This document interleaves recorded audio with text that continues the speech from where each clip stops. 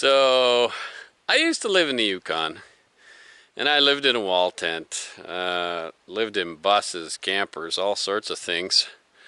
Um, but I've never once spent an overnight in the woods under a tarp. Well, folks, tonight is that night. And so I'm in a completely new area to me. I went up the same road and went to the same spot where I always kind of park and start from. But rather than taking off towards where my little bush campy job is, I decided to go straight because in the last video I was mulling about trying to find the original trail to where that bike path was. And I came across it, but it's such a small little single track skidoo trail in there that the moment I tried to kind of do a little turnaround, the skidoo just started sinking. I mean, the snow is still soft and fluffy in the trees back there. So I decided to keep going to maybe look for another little turnaround because I did see a bike path over there. And lo and behold, I keep riding up the trail. Let me just show you here. This is the way I came. I just came up the trail, and then I pull out of that another old cut block, and I come into this. Look at this stand of trees. Oh my gosh. I don't have to go any further than that, I figure.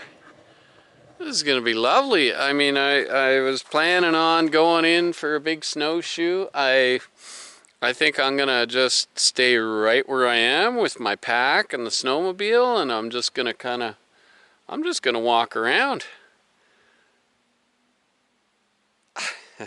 I should be snowshoeing more because I brought so much food that I have every intentions of eating every portion of, because like I need it.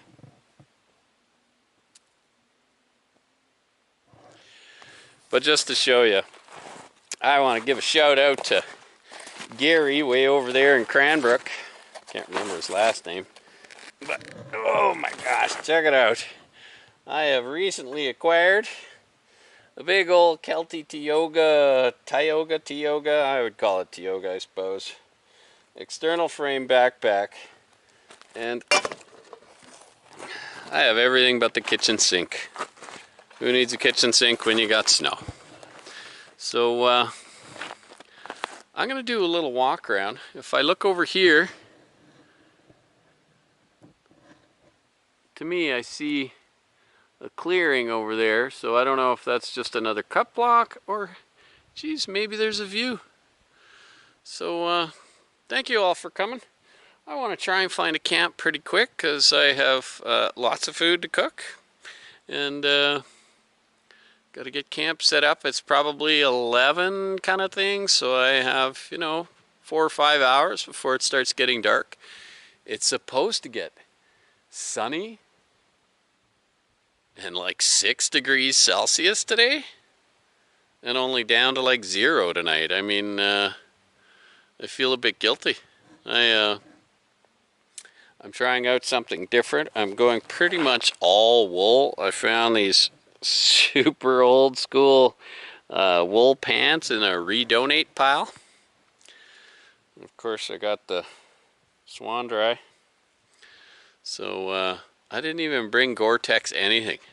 I'm just tempted to try. I'm gonna try the whole wool outfit. I got a wool sweater and undershirt and underwear, that sort of thing going on. So yeah, pretty curious to test that versus, sort of our modern day technologies of ultralight, easy rip stuff. So oh, look at it. You are going to likely hear the occasional whap whap of guys on their overpowered snowmobiles.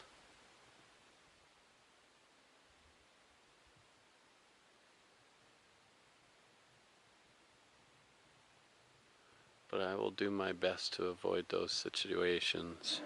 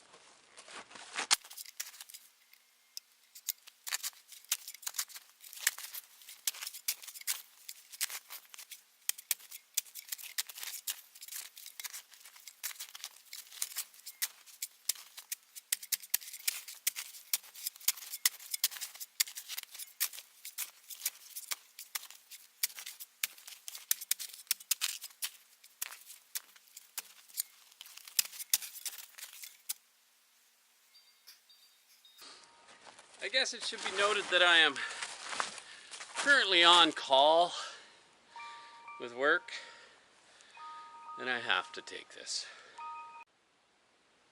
Thank you for your patience. Let me resume my shoveling.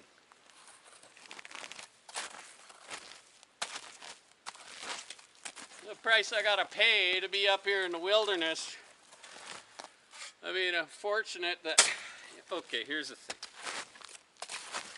I am really just truly fortunate. I watch some bushcraft videos. Well, I watch a lot of bushcraft videos, and I just see at what lengths some people have to go to just to get out into a place like this. And for me, it's like a 7-minute drive with my car and trailer, and then a 20-minute skidoo ride through a little narrow trail where you could probably pop off anywhere and just have an overnighter. You can practice your bushcraft. We're pretty blessed here in the Kootenays in Nelson, and you know, for me, just to, instead of taking the normal turn to the right that I normally take, I went, 10 minutes more, and I'm in this yet another absolutely glorious stand of trees. So once I get my tarp and everything set up, then let's move on to the next step, which will be making a fire.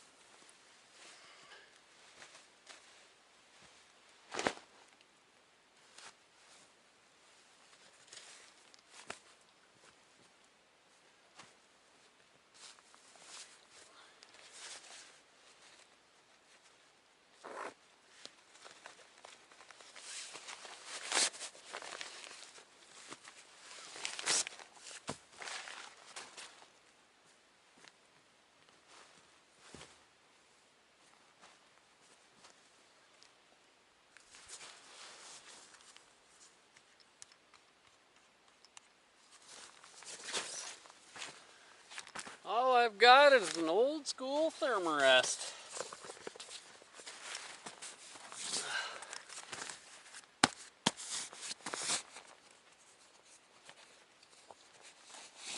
There.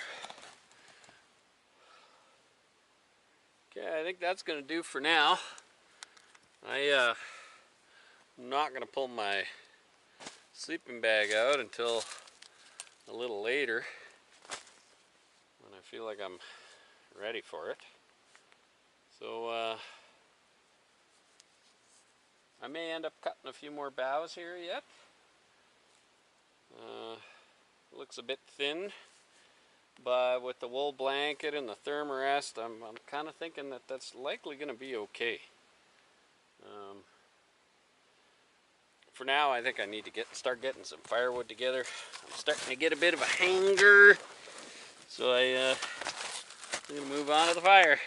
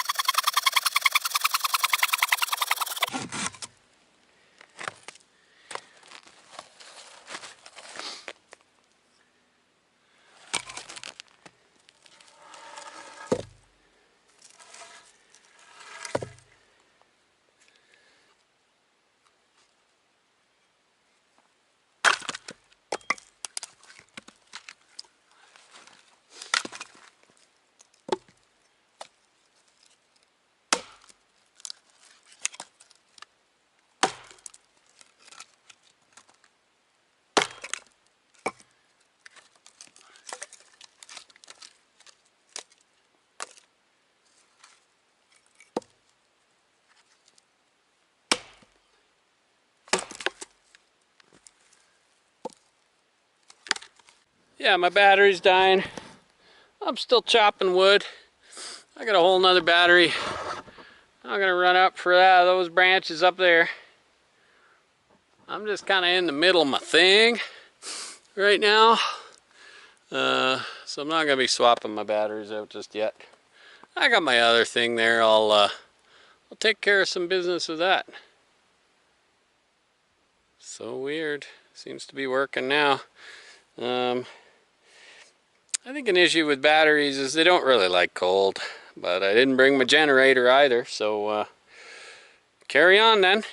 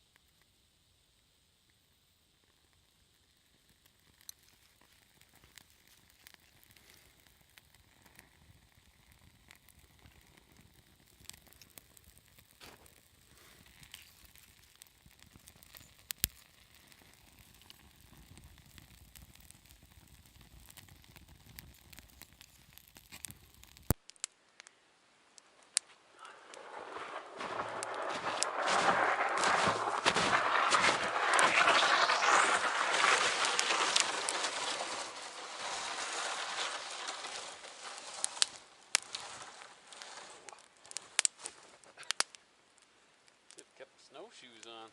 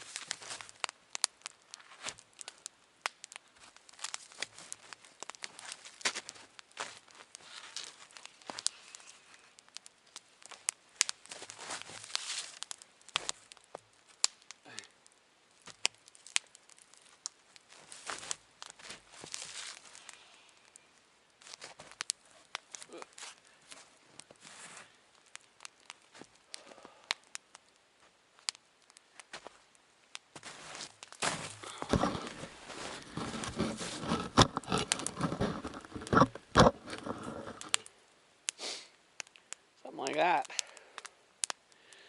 I can get some water going. I am a bit chilled, I'll tell you. So I'm going to get a string hanging, get a kettle on, see if I can get a cup of coffee in me. Yeah, that'd be awesome. I've been using those Starbucks Vias. Well, those little packets kind of annoy me. And Starbucks in general kind of annoys me. I just wasn't really able to come up with a better solution other than, you know, I draw the line at Folgers or whatever, Taster's Choice. I don't even remember what they're all called. This is some Chinese medicine bottle. But what I have inside is a Mount Hagen. Hope I'm pronouncing that right. Hagen. Organic, fair trade, freeze-dried instant coffee. And I'll tell you, I've had a few cups. I've been trying it out all week. We found it at this Italian store called Ferraro's. Tanner picked it up for me. And it's actually quite good. So, you know, if you're tired of the single packet servings and you want to make yourself a decent little cup of coffee, and the truth is, it actually is a decent cup of coffee. Or instant, of course. But even still, it's the perfect little afternoon out in the woods kind of thing. I got something way different for breakfast. I brought the real deal for breakfast. But I don't want to spoil that secret until we get there. Okay, well, I'm losing my light really fast now. So I've just been making sure I got the firewood thing, you know. Being winter with snow, it's good to have some fire, you know. No TV up here. But before I lose my light, you know, I've just got such a great light. I just can't see how a camera is going to do this any justice. But I am just,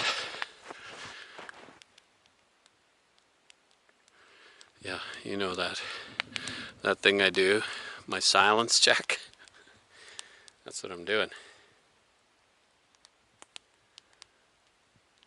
I hear wet wood sizzling. But just please have a look. I hope my little Sony AS200 action cam can give this some justice. Because check it out. Dead silence. Camp's all set up.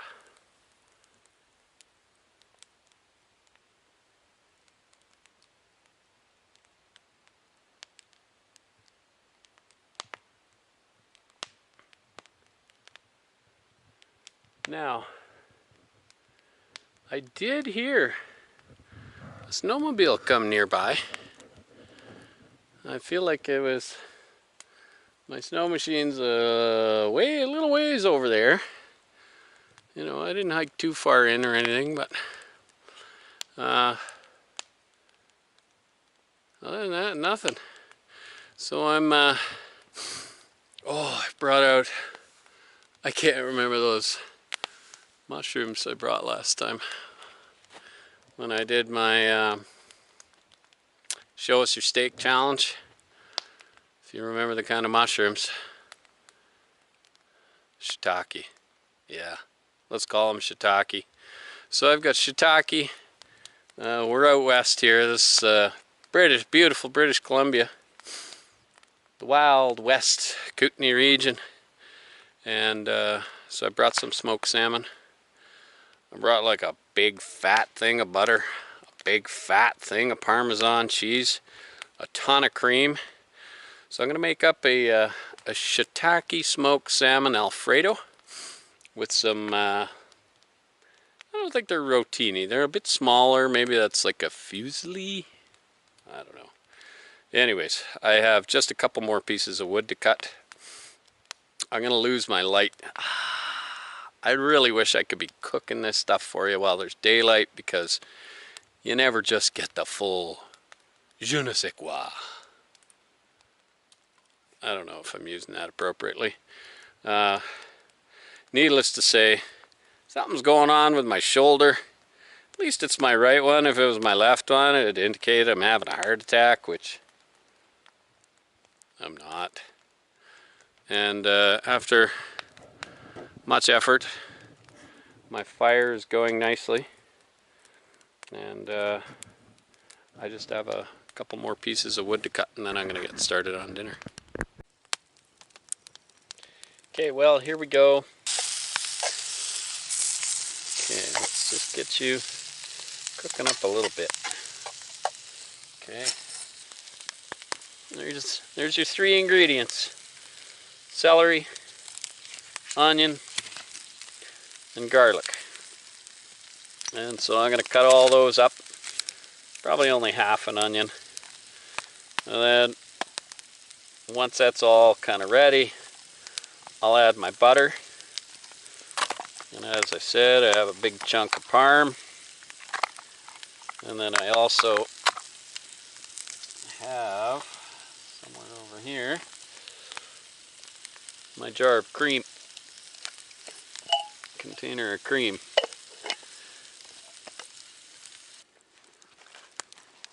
I've got some olive oil right here. I'm going to start by putting some olive oil in my water so the noodles don't stick. And as I mentioned earlier, oh man, this container contains those. I feel like I got too much water in there. I hate to have it start bubbling over. I'll just pour a little bit out, just like that.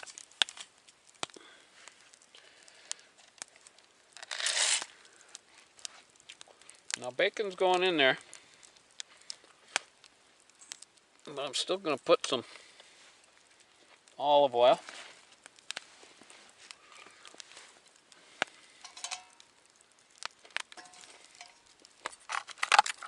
This pan doesn't take much to heat up.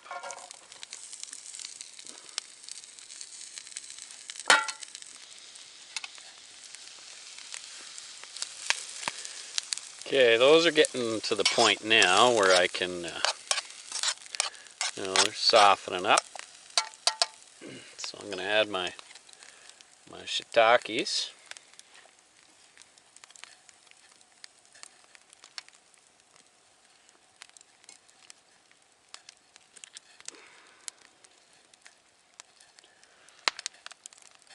And Italian seasoning. Just a bit.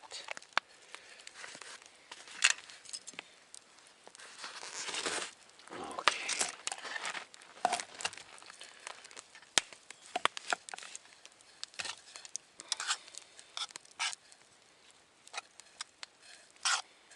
And I'm going to give those just a few minutes to kind of soften up, and then I got to start adding my Alfredo.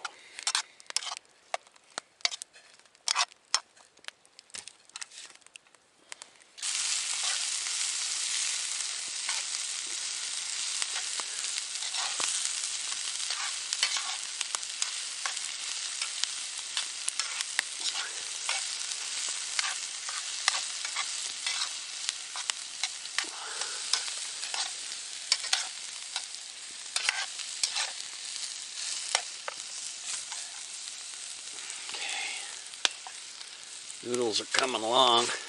think the noodles are going to be ready before... Noodles might be ready before the Alfredo. Well, still a little ways away.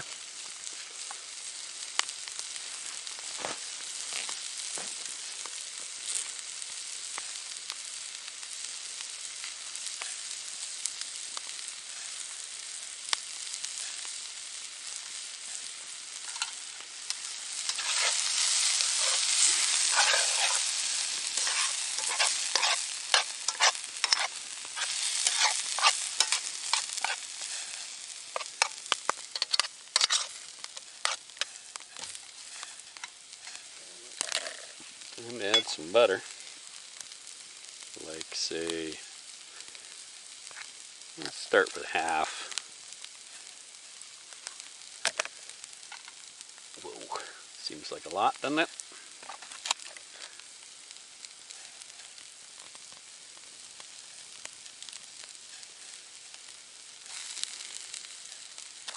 We'll start with that.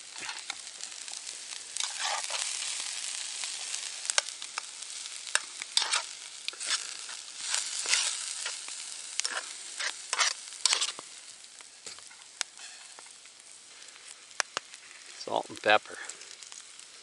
Coarse salt. Fresh ground pepper. Put that on just before I left.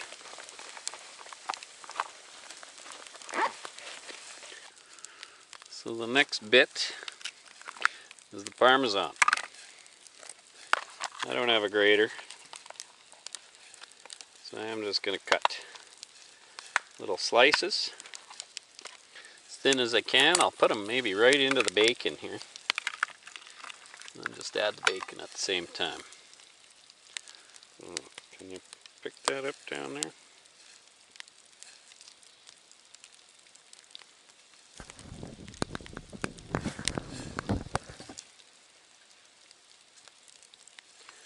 Pretty close. Just want to shave it.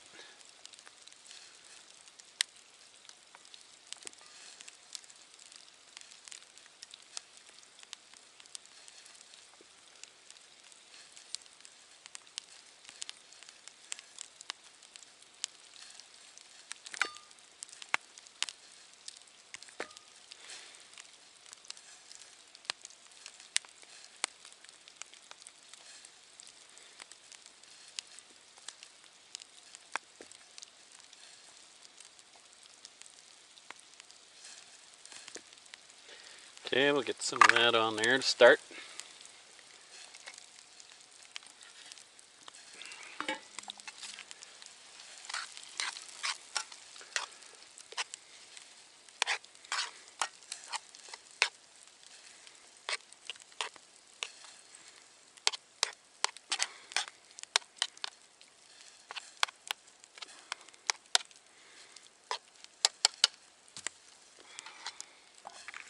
Keep her going there, bud.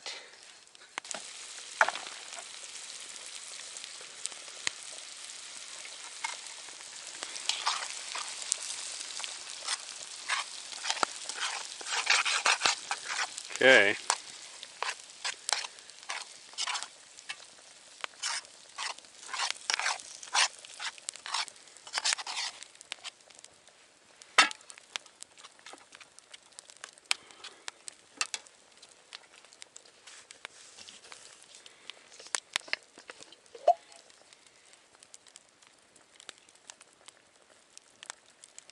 And then the creme de resistance.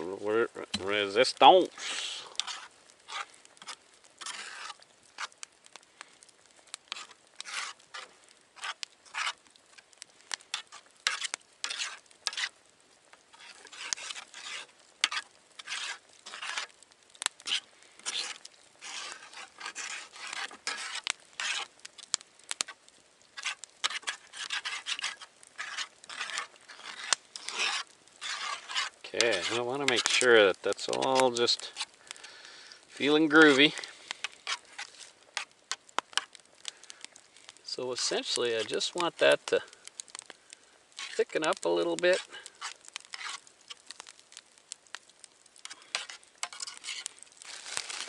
Okay, and then I've got peppercorn smoked wild salmon nuggets.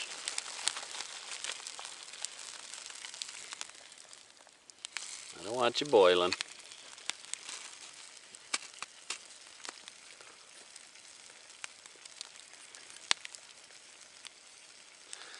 Make those a little smaller.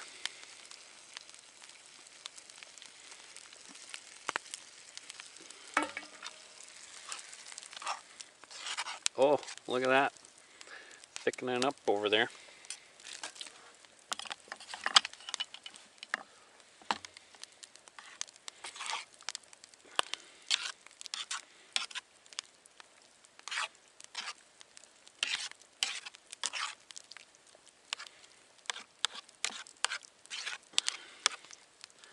You just add the salmon right at the end. It's already cooked.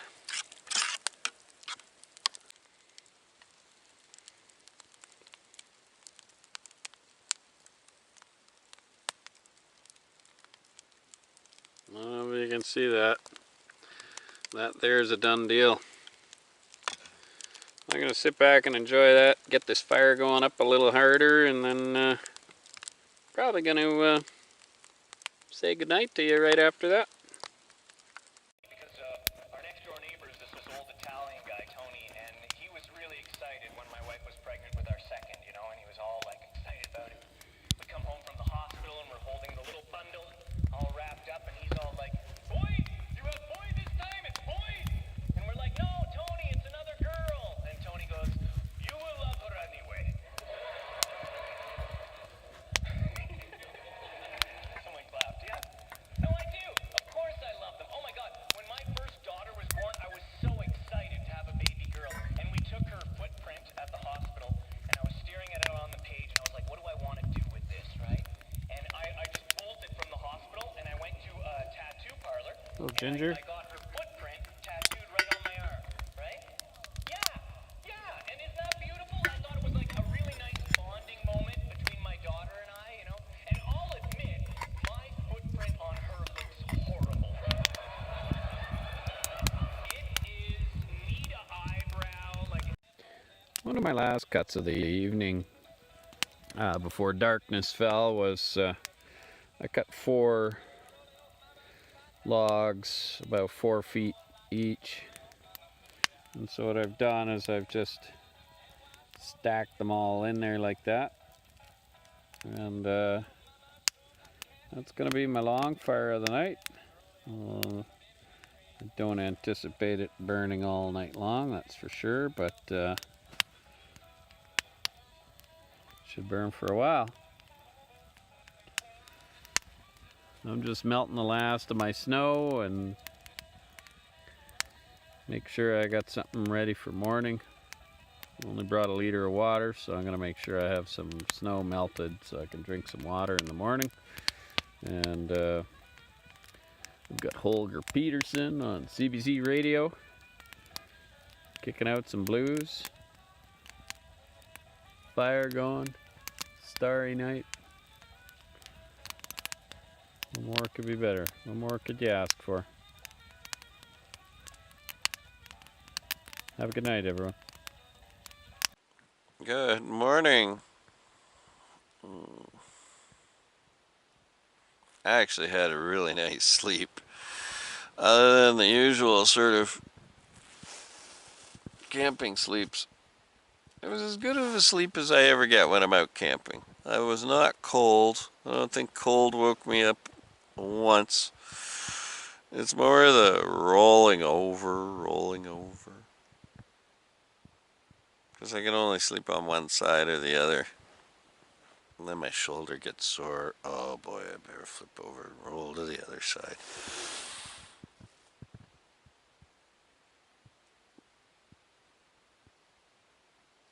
Blue sky. Silence. Oh. And I still see some smoke coming out of the fire. Look at the hole I made in that ground. Awesome. Oh, I'm so happy to see that there's some smoke still there. might just try throwing a few sticks on there, see if I can get it going again. Get some coffee on and get my morning radio announcer voice out of here. I may just continue laying here for a few minutes. That's the beauty of being out here, hey? Well, I'm not sure my little $5 thermometer I bought at the drugstore works, because it says it's 12 degrees Celsius. As we all know, here in Canada anyways, freezing point is 0. That's my pot of water I left out last night. Got a nice little thing of ice on there. Oh. Even when snow's melted, it tastes like melted snow, you know, it tastes like snow. A few years ago, we first kind of got started into canoe camping with my family, and we were kind of forced into it. Really, we actually went to a campground and were completely unable to get a campsite, but we had the canoe. We were able to take a couple of loads, was the only way we were traveling back then, to the most beautiful little beach. The thing was, we were so used to the car camping that I was actually bringing my my inverter, and then I'd just plug it onto the battery, and I'd have my coffee grinder with me. Oh, take a smell of that. That is a Kicking Horse coffee made up in Golden, BC. This would be their, I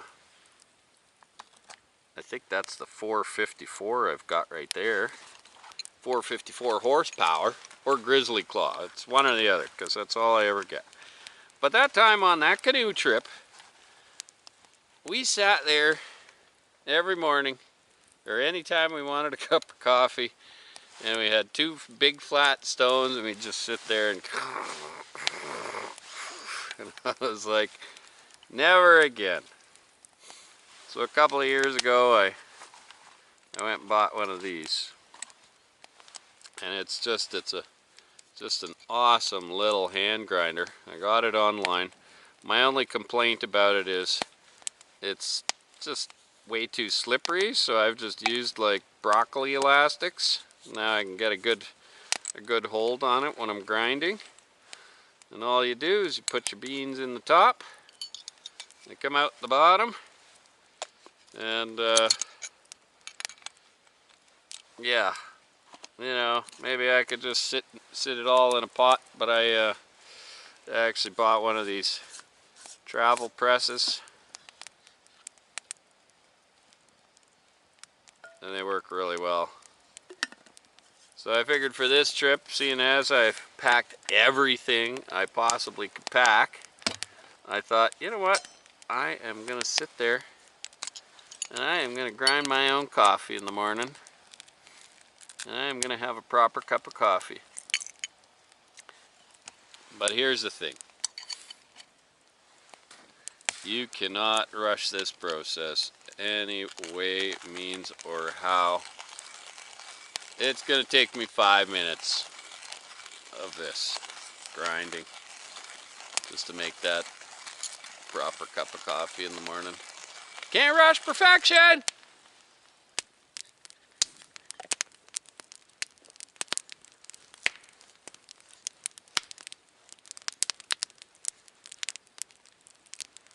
Some people like their espressos or their camp style coffee. I am truly absorbed by the French press.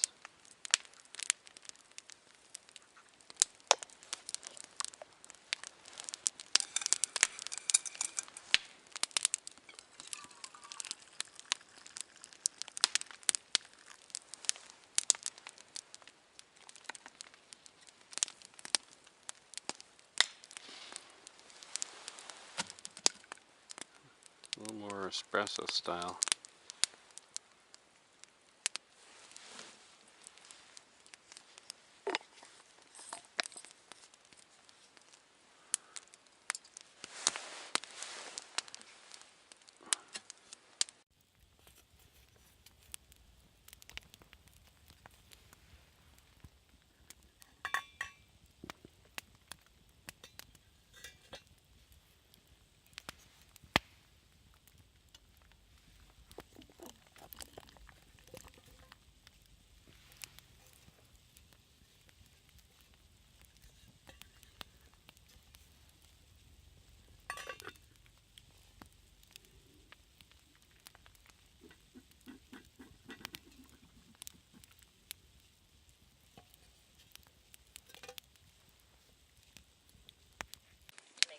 safer for the men who were driving them, and it almost killed them.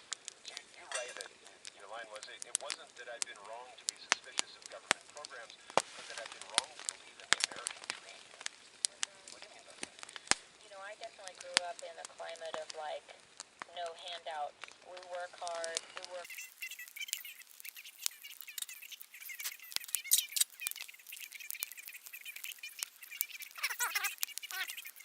Slide here. A universal basic income, or That's pretty much boiled though. a way to equalize a dangerously unequal.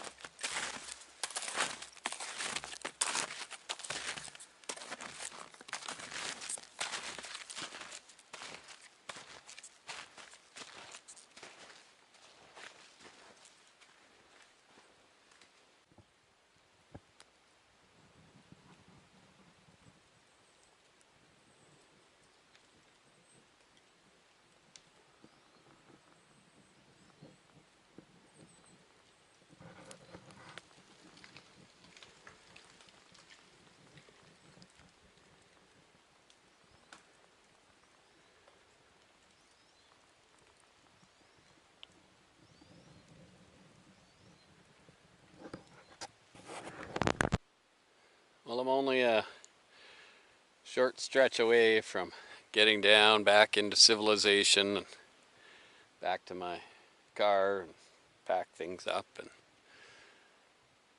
I just want to thank you all for joining me on this overnight adventure.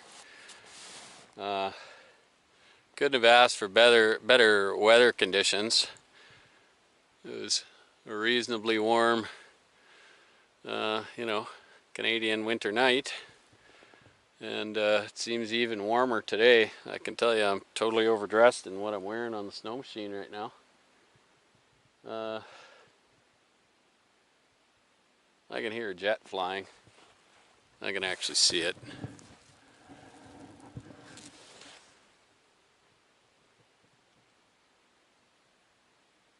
This is the thing about being this close to the American border, and we got Vancouver and Seattle and all those places, so there's a lot of airplane traffic that comes through here. Just an absolutely gorgeous night. Just in a total winter wonderland.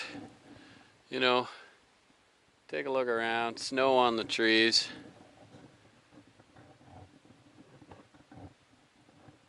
Not a care in the world out here.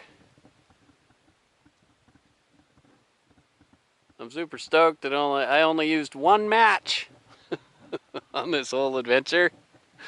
Of course, still struggling with the ferro rod, but practice makes perfect. So if you like the video, hit the like button.